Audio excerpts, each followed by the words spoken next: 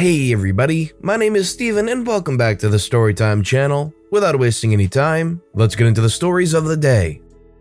Won't cancel my contract? Pay 8 times what it's worth. This happened a while ago, but another post I was reading reminded me of it. We moved into a new house in February of 2019, and I had twins in April 2019.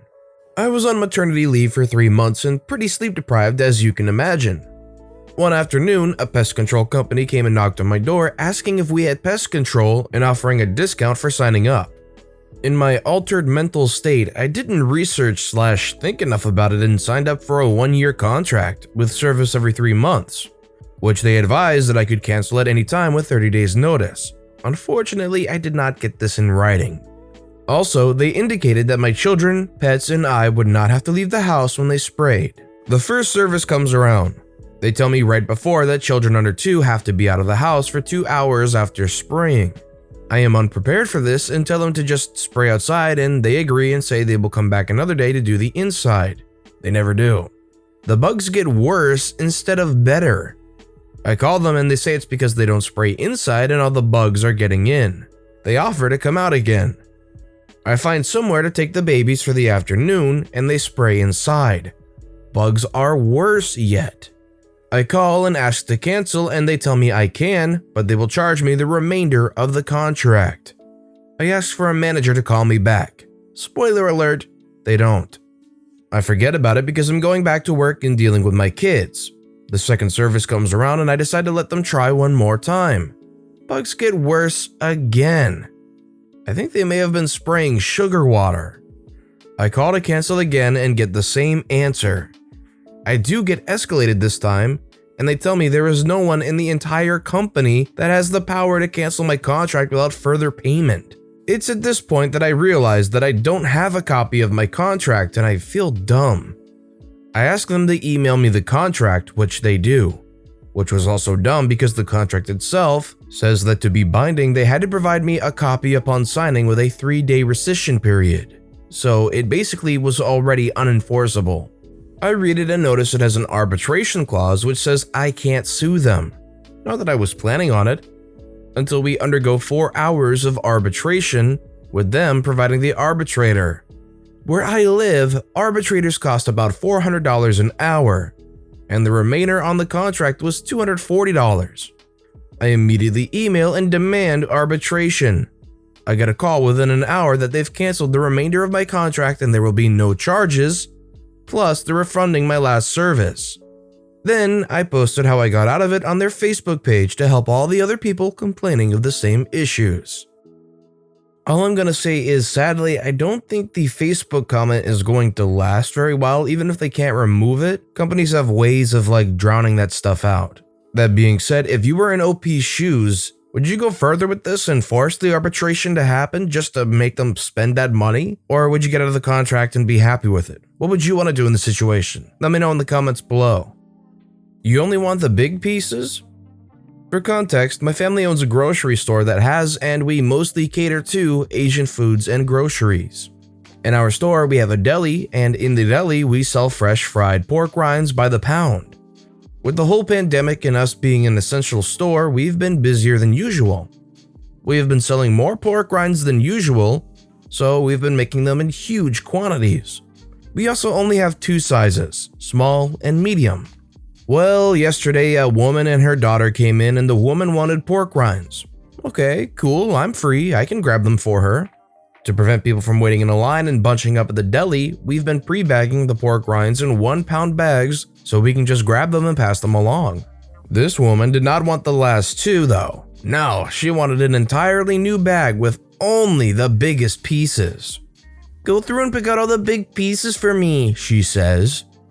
Auntie, we have a scoop here that will just scoop everything in so you'll get a mix of the big ones as well, I responded. No, just pick out the big pieces, those are the ones I want, says she.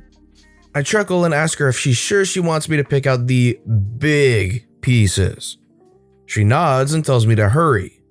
Her daughter notices my tone of voice and my facial expression and huffs, and asks her mom if it's really necessary to just get the big pieces. Yes, I want to boil them with my veggies. So I put my gloves on, open the bag, and dig through the medium-sized pork skin, making sure I only take the larger pieces. One by one, scoop up a new layer to dig for some more big pieces. About 5 minutes go by and she's visibly annoyed. "Just use the scoop," she barks. "But you wanted me to pick the larger pieces for you." I smile at her. "Use the scoop, I'm in a rush," she huffs. Okay, I used the scoop to put in the remaining ounces for her bag. She took it and paid and left. I felt invincible. To be honest, I thought the story was going to end with some major pigskin section thing that they had managed to Frankenstein together for this lady. Make her get impatient, make her realize, hey, maybe I don't need all the big ones specifically. It's all the same amount as long as it's weighed. Don't believe me when I say there's a PayPal transaction fee? Enjoy paying it 3 times over. This one literally happened just minutes ago. I run a small online business and sometimes the buyer doesn't have a bank account. I'm not one to turn down money from a willing buyer though, so for such people, I give them my bank account details and direct them to go to the nearest ATM and do a direct cash deposit into my bank account. Problem is, the smallest note the ATM will take is $10, so if the item costs $7, buyers who pay using such methods have no choice and must pay me $10 for a $7 item if they want it really that badly. I just take the extra $3 as an inconvenience fee for me. Along comes this dude. He requests to make payment by ATM cash deposit, but wants me to refund the difference to him over PayPal. Okay, it's gonna be troublesome, but I never turned down a sale, so I accept, but inform him that PayPal will charge a small fee for any amounts I refund him. He's insistent that it won't as long as the money is tagged family and friends. Except that feature doesn't exist in my country. PayPal is gonna charge a 3.9% plus 50-cent fee for all transactions in my country. But this dude won't listen. We eventually come to the agreement that he will never pay me over PayPal instead, but he will bear all PayPal fees. So the dude proceeds to send me money over PayPal, except he sends the exact cost of the item. As expected, PayPal took its cut, and now he's short a few dollars. So he has to send me another payment to make up for it. But PayPal took a cut of that too, and he comes up short 9 cents again. He's peeved now and sends me another 20 cents. PayPal took all of it. The fee is 3.9% plus 50 cents after all. All this happened in under a minute and I almost spat out my coffee in laughter. At this point, I took pity on the poor sod and agreed that he didn't need to pay the 9 cents anymore. I'll absorb it because he brightened up an otherwise monotonous morning. If this guy had done a normal ATM payment, the overpayment would have been about $3. If I refunded him that amount over PayPal, PayPal's fee would be just 62 cents. But because this guy chose not to believe PayPal actually charges a fee for their services, he wound up paying PayPal about $7 in fees. I'm surprised when they said that there is a fee, they wouldn't give some actual thought to it. Yes, there isn't in some countries with family and friends, but they're from a different country. I think it's very believable that there would be a fee in some countries. 1 cent obviously makes a huge difference. Back in high school, I worked for a fast food place. Not to name names, but I worked for the US East Coast equivalent of the place that had a smiley yellow star as the logo. At the time I was there, we had a deal on the apple pie turnover things. We always just called them pies. Regular price for one was 99 cents and the deal was 2 for $1. Someone way above my pay grade in the company made a rule that we were to automatically do the deal whenever someone ordered pies and then gush to the customer that they essentially got 1 pie free. Cue the Karen. I had just finished the lunch rush and was taking care of the last few stragglers when she came up. All she ordered was a pie. Per the rule, I rang up the deal. As soon as the little print screen flashed, 2 apple, $1, she lost her mind. "Excuse me, I said a pie." "Well, ma'am, we have a deal where you get 2 for $1 and since..." No, I said 1. You were trying to steal from me." "Not at all, ma'am. The pies are regularly 99 cents, and the deal is $1, so you get a pie for free." "Hell no, you just said they're 99 cents. You're trying to steal from me. Some people don't have a penny more to spend and you're trying to rip them off." But ma'am, after tax you are a liar and a thief. Where's your manager? I begrudgingly get manager and Karen starts screaming about how I'm trying to force her to pay more for things she never asked for and how I was likely going to try to pocket the difference and steal from the company. Manager says, well, it says here you're getting 2 pies and after tax that's $1.05.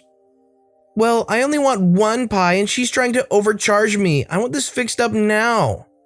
Manager has an eye twitch. OP, please ring up this customer for 1 pie only. I do so, and the price after tax comes out to $1.05. Karen insists that we're still wrong, and manager ends up telling her to buy the pie or leave.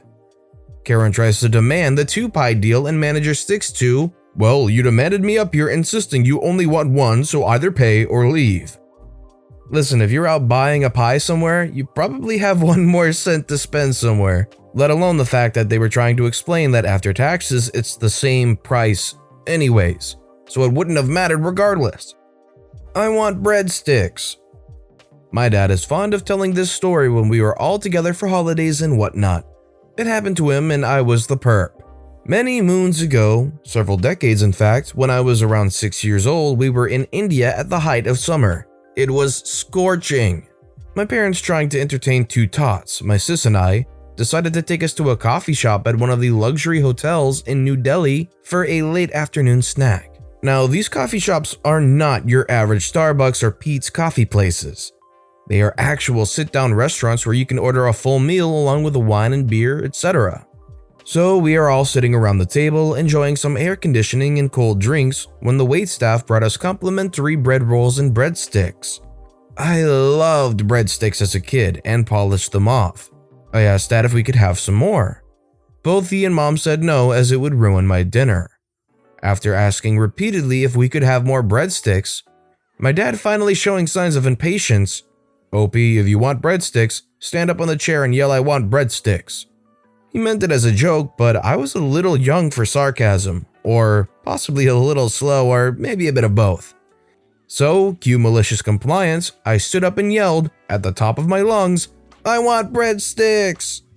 According to our dad, our waiter must have been the Flash as breadsticks suddenly appeared at our table. Mom was mortified and Dad was profusely apologizing to the other patrons and staff. He didn't try that again for several years. I'd be too mortified to do it now, and even if I worked up the courage, I believe my wife would murder me. The father quickly learned his lesson about challenging their kids to do something embarrassing when kids don't have that social awareness that stops them from doing said thing, so I could see why he definitely waited for a few years after that one. Cartoons are for kids. For context, I'm a Chinese guy living in Southeast Asia. During Chinese New Year, CNY, it is tradition for us to visit relatives. However, I dislike most of my relatives and immediate family, so I usually work during the holidays. So usually I avoid visiting and only visit one uncle. Unfortunately, it coincided with this particularly obnoxious cousin. Her husband was a complete opposite of her. So my uncle was entertaining them while I mostly minded my business watching a certain anime. Obnoxious cousin sees this and says in a loud enough to be heard, not loud enough to offend voice, still watching cartoons at this age? Now, usually this would be an invitation to start a duel for me back then, but since it was Chinese New Year and not to trouble my uncle, I let it go.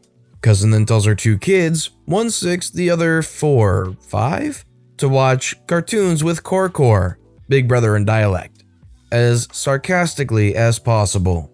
Kids don't really pick up on sarcasm, and it was obviously targeted to me.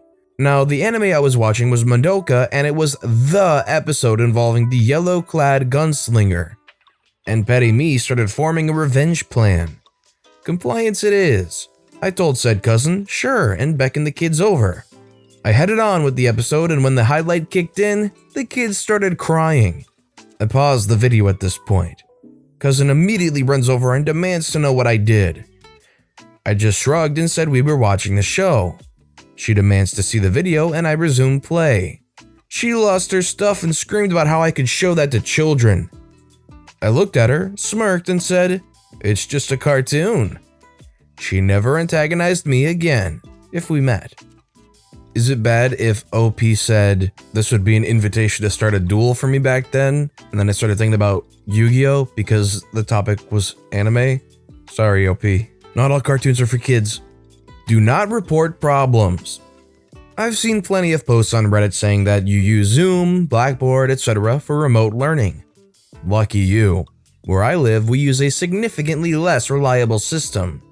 We have been told in no uncertain terms that we are not allowed to unmute our microphone unless absolutely necessary. We get told this verbally several times an hour, and this is accompanied by several snotty emails saying the same thing. The problem is, virtually every lesson, something goes wrong and someone has to unmute to tell staff about this. Then, we were told about this rule again, but this time they added something. Even if there is a fault, we will fix it. Do not unmute to tell us about it. Okay. Towards the end of the next class, we have a problem. The PowerPoint that the teacher is referring to disappears. The screen is blank white. The teacher has not noticed this, but we are discussing on another channel which the teacher does not have access to. Instead of telling the teacher, we just spend the next 5 minutes looking at a white screen and doing nothing, while the teacher happily continues to explain until the teacher switches PowerPoint slides and we can see it again. If I had unmuted to let them know, it would literally have taken a few seconds to fix. It wasted 10 times longer to follow their rules than it would have done to fix it. I know a lot of times people have pretty unsavory sounding mics, but I think having a slight clause in there where it's a very important message can be acceptable. Things are only going to go wrong if you leave all of the technical stuff up to the teachers to handle. But with that being said, that's all the stories we have for today, so what I want to know is which of these stories was your personal favorite and why? Let me know in the comments below. And thank you all so much for watching and listening to the Storytime channel. If you haven't yet, please consider subscribing and don't forget to turn notifications on so you'll never miss an upcoming video. Thank you all again for watching and listening to the Storytime channel.